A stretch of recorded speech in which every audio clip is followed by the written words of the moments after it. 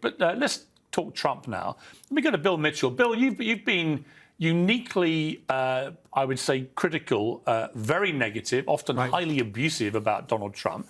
How did you feel when you woke up this morning and saw that not only had he won in Iowa, but he'd won by record-breaking margins on every metric and had cleaned everyone's clock? I have to disagree with you with the record-breaking. The turnout in Iowa last night was 110,000. Donald Trump got about 51,000 votes. That's equivalent to about a small college football stadium also. That is the exact amount that Ted Cruz got in 2016. Although Trump's percentage was higher, the actual amount of votes was smaller because the turnout was so low in Iowa. We had bad weather, and we also had the AP calling the race literally before people had even voted. I've never seen anything like it, where the AP comes out and calls the races. All right, but Bill, if your preferred candidate, Ron DeSantis, had got these numbers, you'd be saying the complete opposite and assuring me he was now a shoo-in for the presidency. Well, no, I would not be saying that at all. You know, we can say that Trump won by 30 points. He beat DeSantis by 30 points. But really, Trump only won by 2 points because he got 51% of the vote. That means that 49% of Iowans did not want him to be the president. He is the titular incumbent. He is the leader, supposedly, in this race. Half of Iowans did not want him. Also, he did poorly in suburban areas, and he did poorly with young people. DeSantis got 35% of the 18 to 29 crowd, and Trump only got 22% of that crowd. So it was not as big a deal as you're making it out to be. I think it is a big deal, and I've been very critical of Trump, actually, in the last year or so. Let me turn to Klay Travis, who joined us, one of the founders of OutKick. Klay, you were kind of in the DeSantis camp, but you think it's time for the party to rally behind Trump. Why? I think DeSantis is the most effective governor in the United States. I think he did an incredible job. He got everything right with COVID. I think Florida is incredibly lucky to have him as a governor. But I think the message that came out of Iowa is Trump's going to be the nominee. And rather than fight this out and spend tens of millions, if not $100 million or more attacking Trump going forward, Piers, I think it's time to go ahead and acknowledge that Trump is going to be the nominee. I haven't seen any suggestion that Nikki Haley or Ron DeSantis is going to be able to catch him. Yes, he got 51% of the vote, but Vivek Ramaswamy dropped out. Predictably, pretty much all of Vivek Ramaswamy's support would be likely to go to Trump. If Ron DeSantis dropped out, I think the majority, maybe even the vast majority of Ron DeSantis support would go to Trump. I don't think it would go to Nikki Haley. The math just doesn't add up. I think this is over. It was a dominating victory, and Trump is going to be the nominee, barring a health issue or something truly outlandish coming from the Supreme Court. Trump is going to be the Republican nominee in 2024. OK, Louise Mensch, you're not completely convinced. You still see a path for Nikki Haley. How? There is a path for Nikki Haley. It's a pretty narrow one, but it is there, and that is to win New Hampshire convincingly. She barely campaigned in Iowa. She managed her expectations, and she almost came second. It's true that Ron DeSantis is still alive because he did come second, but only just. If Nikki Haley can pull a rabbit out of the hat in New Hampshire, it's not totally over, because the anti-Trumpers, the never-Trumpers in the Republican Party, will then say we've got to get full on behind Nikki to have any chance of beating this guy. But did you think, Louise, in a million years, because I didn't, that a year ago we would be talking about Donald Trump having such a landslide victory in Iowa? No, I did not. I'll be completely honest. It is absolutely true that it was a very low turnout because of the weather. That said, it was decisive. I wouldn't say that it was anything other than decisive. He is Teflon Trump. As you said, nothing sticks to the guy.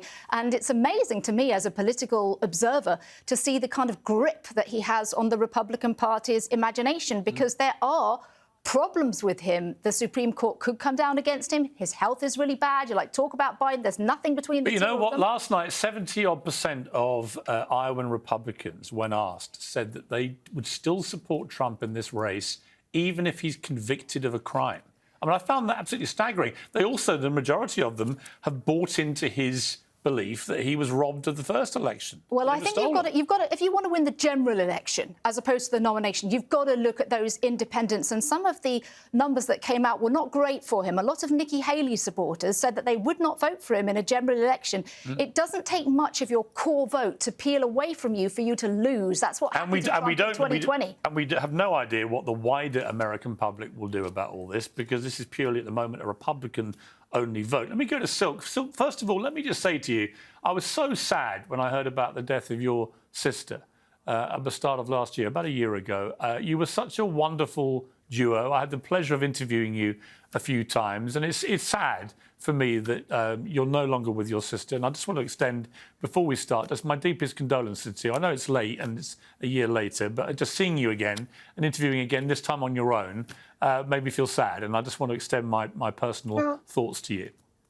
Thank you for your condolences. Don't feel sad for me at all. It used to be Diamond and Silk. Now it's Diamond with Silk, because Diamond is always with me throughout my day, throughout this journey. And I will continue to carry the torch of trying to help save this country. And that's the reason why we need President Donald J. Trump 2024. Because, look, he is the man with the master plan to make America great again. Let me just get right on down to it. Despite the turnout was for Trump. Where was DeSantis turnout? Why didn't anybody come out for Nikki Haley? Because the people want President Donald J. Trump, bottom line. OK, let me turn to Bill again. Bill, look, I mean, I admire your fortitude in the face of apparent extreme adversity, because there's no doubt, if you look at even Trump's biggest critics have had to eat crow this morning, because, I've been very critical of him. I never thought he'd be in this position. I honestly thought DeSantis was going to be Trump without the baggage and he'd have a great chance and all the money was going his way. But I read a column just now for The Sun back in England. I think there are two things that Trump has which are amazing qualities for a politician. One, incredible resilience. Absolutely incredible resilience. He is not being knocked over by stuff that would have knocked over any other political figure in the world. Secondly, he's funny. He made this quip on the eve of Iowa, and it was freezing cold, saying, even if basically it costs you your life, come and vote for me. And I saw even at CNN, my old colleagues, trying to take this seriously and be censorious, and they all burst out laughing. If you're a politician who's charismatic and can make people laugh, and you're firm about your policies, even if you know half the country may not agree with you, these are massive Trump cards, literally. Well, you said that 70% of the people in Iowa said they would vote for Trump even if he was convicted. That means 30% would not. So if 30% of the GOP base will not vote for Trump if he's convicted, and I'm assuming 100% of the Democrat base would not, you've just outlined an unelectable candidate.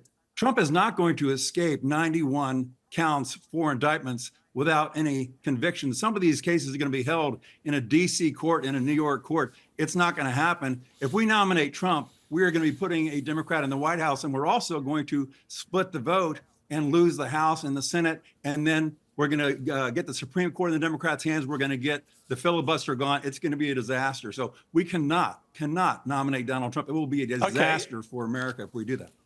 Klay, I mean, these are legitimate concerns. I mean, this is all completely unprecedented. What do you say to what Bill just said?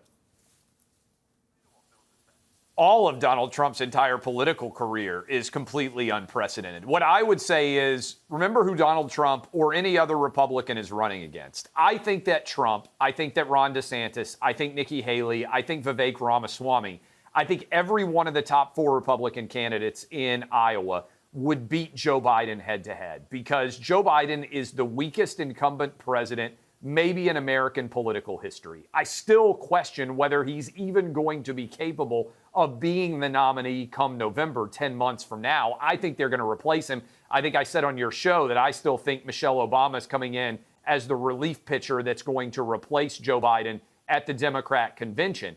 If it's Biden, I actually think Trump will win comfortably. Today, a poll came out of Georgia.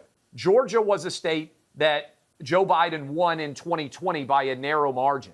The Atlanta Journal-Constitution has Donald Trump up 8 points. The polls were almost 100% right in Iowa. All of the polls of the swing states right now are saying that Trump would beat Biden. I think that's because COVID is over, which is the only reason I think Biden won. I think it was the Watergate of the 2020 election, much like Jimmy Carter was an accidental president. Joe Biden was an accidental president. And elections are referendums on the incumbent.